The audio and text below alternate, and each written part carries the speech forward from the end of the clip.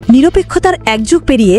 সফলতার দুই যুগে পদার্পণ করল প্রজন্মের সংবাদ মাধ্যম, দেশের অন্যতম শীর্ষ অনলাইন নিউজ পোর্টাল সময়ের কণ্ঠস্বর। এই উপলক্ষে বুধবার ২৫ জুন সন্ধ্যায় সময়ের কণ্ঠস্বরের নিজস্ব প্রতিবেদক ও টিকে কিংস পাওয়ার মাল্টিমিডিয়ার ব্যবস্থাপনা পরিচালক রাজু আহমেদের উদ্যোগে রাজধানীর মিরপুরের একটি কমিউনিটি সেন্টারে এক অনাড়ম্বর পরিবেশে প্রতিষ্ঠানটির যুগপূর্তি উদযাপন অনুষ্ঠিত হয়। গত ২০১৩ সালের ১৪ জুন যাত্রা শুরু করে প্রতিষ্ঠানটি। যুগপূর্তি উদযাপনকালে সময়ের কণ্ঠস্বরের সকল কর্মকর্তা, কর্মচারী, কলাকুশলী, পাঠক ও শুভানুধ্যায়ীদের প্রতি শুভেচ্ছা জানিয়ে আগামীর স্বপ্নযাত্রায় সার্বিক সফলতা কামনা করেন প্রতিষ্ঠানটির নিজস্ব প্রতিবেদক ও এসএটিভির সাভার আশুলিয়া প্রতিনিধি সাদ্দাম হোসেন, সময়ের কণ্ঠস্বর ও জিটিভির আশুলিয়া প্রতিনিধি শামীম হোসেন সীমান্ত, যুগান্তরের মিরপুর প্রতিনিধি আফজাল হোসেন, দৈনিক সকালের সময়ের সিনিয়র রিপোর্টার মনিরুজ্জামান মনি,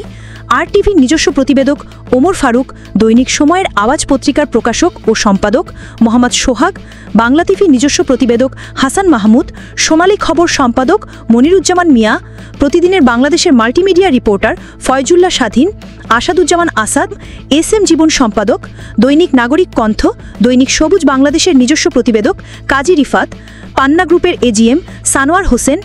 বাংলাদেশ সুপ্রিম কোর্টের সিনিয়র আইনজীবী অ্যাড ফিরোজ আলী মণ্ডল।